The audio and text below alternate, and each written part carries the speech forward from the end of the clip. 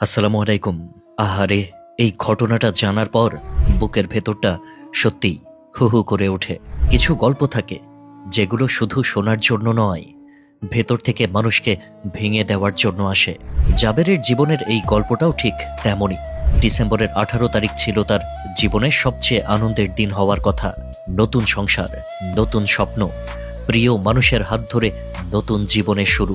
2 দিন পর 20 তারিখে হওয়ার কথা ছিল ওয়ালিমা। চারদিকে প্রস্তুতি, পরিবারের ব্যস্ততা, ভবিষ্যৎ নিয়ে হাজারো পরিকল্পনা। কিন্তু সেই আনন্দের ঠিক কদিন আগেই সবকিছু যেন অদৃশ্য কোনো অশুভ ইশারায় থমকে গেল। বিয়ের প্রস্তুতির মাঝেই ওসমান হাদি তাকে একটি নতুন ফোন উপহার দিয়েছিলেন। সাধারণ একটি উপহার নয়, যেন সময়ের আগেই দিয়ে যাওয়া শেষ স্মৃতি। ফোনটা হাতে দিয়ে বলা হয়েছিল, এটা বিয়ের উপহার, আগেই দিয়ে রাখা ভালো। কথাটা তখন হয়তো খুব সাধারণ মনে হয়েছিল। কেই বা ভাবতে পারে সেই বাক্যের ভেতরে লুকিয়ে আছে এমন গভীর এক পূর্বাভাস।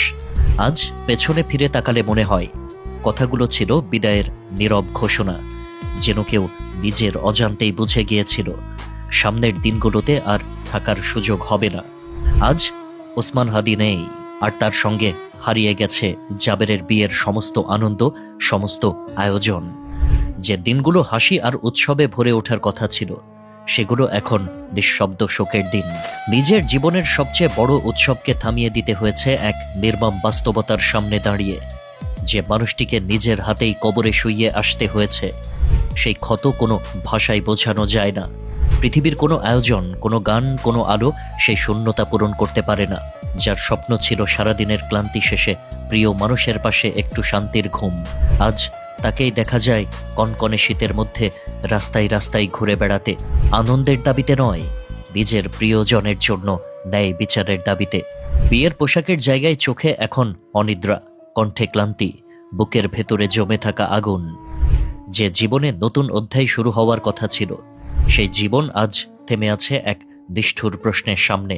এত অন্যায় হয় কিভাবে, আর এর জবাব কে দেবে? সবচেয়ে হৃদয় বিদারক বিষয় হলো ওসমান হাদির দেওয়া সেই আগাম দেওয়া উপহার, একটা ফোন, কিন্তু তার ভেতরে বন্দী হয়ে আছে অগণিত স্মৃতি, অগণিত না বলা কথা। যেন বুঝে গিয়েছিল নিজের উপস্থিতি দিয়ে বিয়েতে থাকতে না পারলেও অন্তত হাতে ধরিয়ে দিয়ে যাওয়া এই ছোট্ট জিনিসটা ভবিষ্যতে অনেক কথা বলবে। সেই ভালোবাসা ছিল নিঃশব্দ কিন্তু অসম্ভব গভীর। কোনো নাটকীয়তা নেই, কোনো বড় ঘোষণা নেই, শুধু দায়িত্ব আর মমতায় ভরা এক আগাম বিদায়। ওসমান হাদি আর জাবেরের এই গল্প শুধু একজনের শোকের নয়, এটা আমাদের সবার জন্য এক তীব্র প্রশ্ন। ভালোবাসা কতটা গভীর হলে মানুষ এমনভাবে আগাম দিয়ে যেতে পারে নিজের শেষ স্মৃতি? আর সমাজ কতটা নির্মম হলে এমন গল্প বারবার জন্ম নেয়? জাবেরের থেমে যাওয়া বিয়ে শুধু একটি ব্যক্তিগত ক্ষতি নয়, এটা আমাদের সম্মিলিত ব্যর্থতার প্রতিচ্ছবি।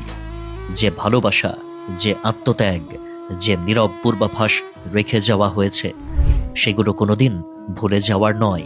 সময় হয়তো এগোবে, দিন হয়তো বদলাবে, কিন্তু জাবের আর ওসমান হাদির এই গল্প মানুষের হৃদয়ে চিরকাল দগদগে হয়ে থেকে যাবে, কোনোদিন না ভোলার মতো করেই। আল্লাহ হাফেজ।